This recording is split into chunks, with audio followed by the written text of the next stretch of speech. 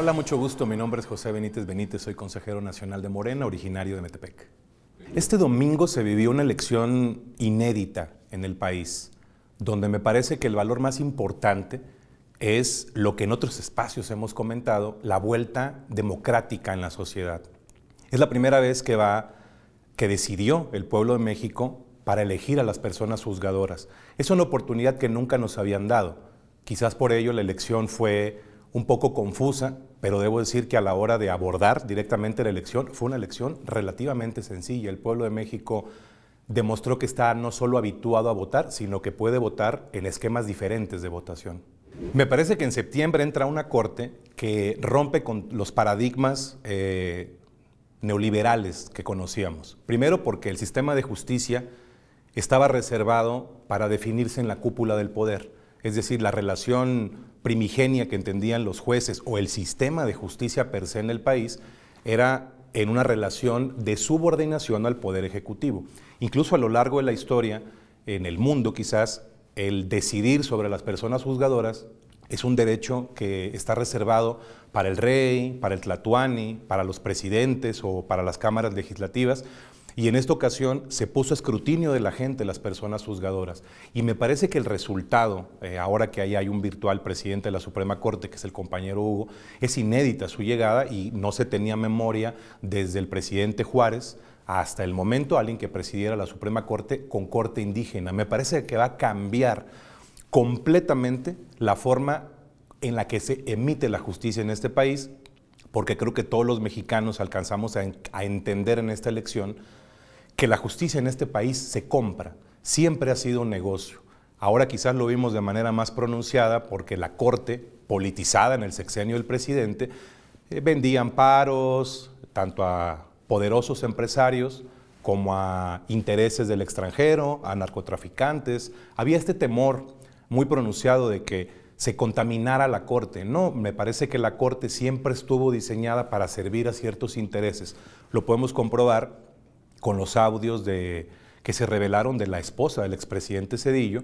Bueno, ¿dónde estaba la Corte en esos momentos? ¿A qué intereses obedecía? Entonces, lejos de ser una Corte que se contaminaba en el proceso de selección popular, más bien se legitima ahora una Corte que no se debe al poder ejecutivo legislativo, sino se debe al voto popular. Cuando la derecha toma la decisión de abstenerse del proceso en un ánimo de lastimarlo, de deslegitimarlo, decidieron abandonar la posibilidad que tenían de ganar algunos espacios en la Corte, porque el proceso fue diseñado para ser compartido.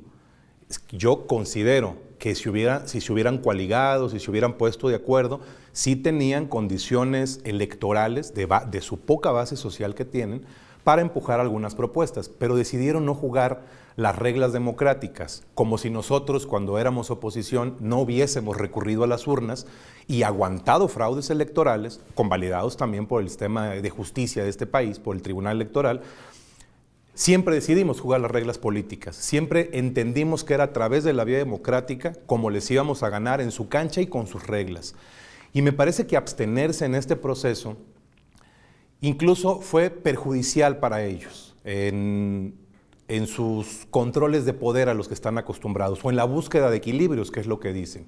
Y me parece que la Corte va a cambiar, no solo la Corte, el sistema de justicia, porque parte de la virtud de este proceso era ver a los propios candidatos y candidatas pidiendo el voto.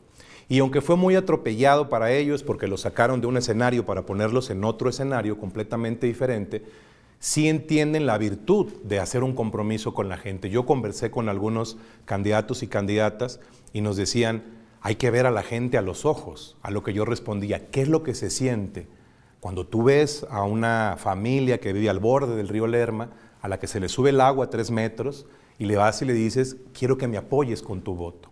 El compromiso que se genera ahí es virtuoso, porque si eso no te cambia como ser humano, si el contacto con ese nivel de miseria que existe todavía en el país no te cambia, nada te va a cambiar. Y me parece que la virtud de este proceso era colocar a los candidatos y candidatas a ras de pueblo. Y tuvo muchas complicaciones la elección porque se generó un ambiente confuso alrededor de ella.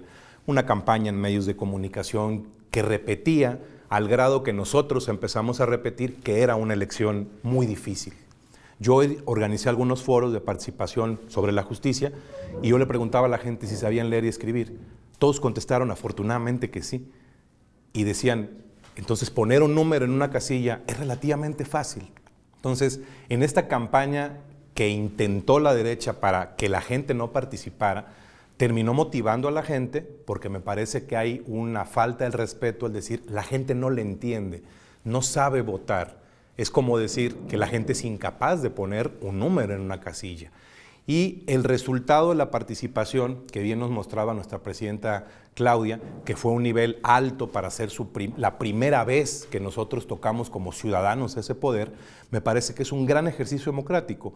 Y yo les decía un poco en los foros, en el 2027 vamos a votar con una mano por autoridades de elección popular como diputados, federales, locales, presidentes, ayuntamientos, y con la otra por otra tanda de jueces y magistrados, y el proceso será cada vez más sencillo, nos habituaremos más a él y será un ejercicio irreversible en la historia de México. Yo creo que la tecnología nos va a ir dando una elección de jueces, magistrados y en general elecciones con mayor apoyo de la tecnología, más sencillas, más accesibles, pero creo que el método que tenemos, donde es un método interpelado por ciudadanos, es decir, son ciudadanos los que reciben los votos, los que los escrutan, los que los cuentan, me parece que también es un mecanismo que legitima y puede ser complicado o puede ser laborioso. Y yo hacía una comparativa en los foros y decía, ¿qué es más complejo? Aguantar un juez, un ministro de la Suprema Corte, 14 años ganando alrededor de 600,000 pesos mensuales o formarte 2 horas en la fila para votar. ¿Qué es más complicado? Aguantar el sol en la fila de la casilla, demorarte 10 o 15 minutos en votar o tener un sistema de justicia que lo que se ha dedicado a lo largo de los años es a proteger poderosos y a perseguir inocentes pobres, porque eso es el sistema.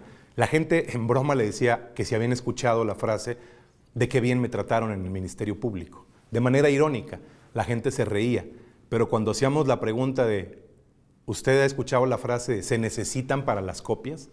Todo mundo entendía a qué hacía referencia esa frase. Y claro que la gente en México entiende que caer en las garras del Poder Judicial hasta hace muy poco era un galimatías. Desde el primer contacto con la autoridad hasta lo que resultara tu sentencia, tu absolución, tu bolsillo sabía que eso era perjudicial para tu economía. Y que en este país, por desgracia, la justicia era para los que la podían comprar. Hoy creo que la justicia va a cambiar completamente. Y finalmente será un proceso que tenga sus etapas, pero que hoy se inicia con una gran participación y que ese es nuestro piso democrático de participación. Eventualmente, el interés por conocer los pasillos de la justicia en México será tan común como conocer a nuestros regidores, a nuestros diputados, a nuestros senadores. Yo creo que los nuevos juzgadores se van a enfrentar efectivamente a un sistema descompuesto que la única manera de curarlo y suturarlo es con la participación ciudadana. ¿Qué es lo que sí veo yo? Que a partir de este compromiso virtuoso del él o la candidata, persona que juzga, con el ciudadano, también le da derecho al ciudadano a manifestarse en esos pasillos donde antes estábamos vetados de manifestarnos. Va a tener un interés más natural y legítimo porque se estableció un compromiso. Tú viniste a mi colonia, a mi barrio, a mi tianguis, a entregarme un volante y a solicitar mi voto. Y eso me da como ciudadano la autoridad para venir a las oficinas donde se imparte justicia, preguntar por el caso que sea de mi interés, o lo que veo es una gran movilización en estos sectores donde el pueblo de México estaba exento. Eso es lo que veo en la Suprema Corte, en muchos ministerios públicos, que en términos prácticos representaría que el pueblo tome en sus manos la justicia y no solo acompañe a los candidatos en las campañas y candidatas, sino que los acompañe, como acompaña a las autoridades ejecutivas, a lo largo de su gestión como impartidores de justicia. Con los mecanismos de comunicación que tenemos ahora en las redes sociales, va a ser muy fácil saber sobre las injusticias sobre todo, y eso va a provocar movilización social porque la gente ubica ese locus institucional como un locus propio. Ya no es un espacio de la derecha, es un espacio democratizado en el país. Fue completamente real el boicot que se intentó contra el proceso. Es un boicot que empezó desde la presentación de la reforma, particularmente en los medios de comunicación, presentándola como una elección extremadamente complicada, extremadamente difícil de abordar, larga.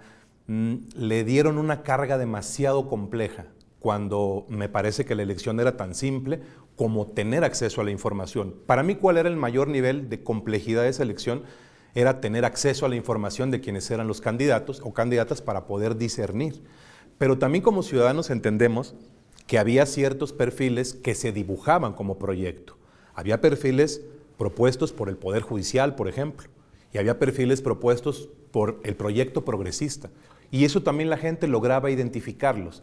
Me parece que parte del boicot tuvo que ver también con estas medidas del INE, donde finalmente impide a los partidos políticos que se metan, lo cual es un contrasentido electoral, democrático. Los partidos están hechos para eso, los proyectos estaban dibujados ideológicamente también en esa boleta, y me parece que el frenar la información y que la poca información que hubiera fuese de que es una elección muy compleja, abonaban a este boicot. El momento más desesperado para la derecha fue el llamado a no votar. Yo creo que Edgar Morán debió haber estado revolcándose en su tumba cuando escuchó a los del PAN decir: no hay que participar en las elecciones, no hay que votar. Incluso la autoridad electoral se expresó diciendo que era un delito electoral llamar al abstencionismo. Y aunque ahora la derecha intenta manipular los resultados diciendo que el 80 y pico % ignoró la elección, como si el 100% de nuestros ciudadanos votara elección tras elección, también es un intento desesperado de deslegitimar un espacio al que no pudieron acceder en un mal cálculo político, en una mala estrategia política. Creo que pudieron haber estado representados, renunciaron a ese derecho y no les queda otra narrativa más que la de seguir manchando una elección que es muy virtuosa, porque es la primera vez, y esto es algo que, aunque se dice muy rápido, nos vamos a tardar generaciones en entenderlo, pero es la primera vez que el pueblo está decidiendo por las personas juzgadoras. Y el presidente Andrés Manuel decía: nadie vota en contra de sus propios intereses. Y eso finalmente ha avanzado. El país, cuando decía yo que es irreversible la elección de jueces y de personas juzgadoras, me refiero a que también es irreversible la participación. En el Estado de México, donde yo provengo, la Universidad Autónoma de la Ciudad del Estado de México, la UAMX, atraviesa por un proceso democrático.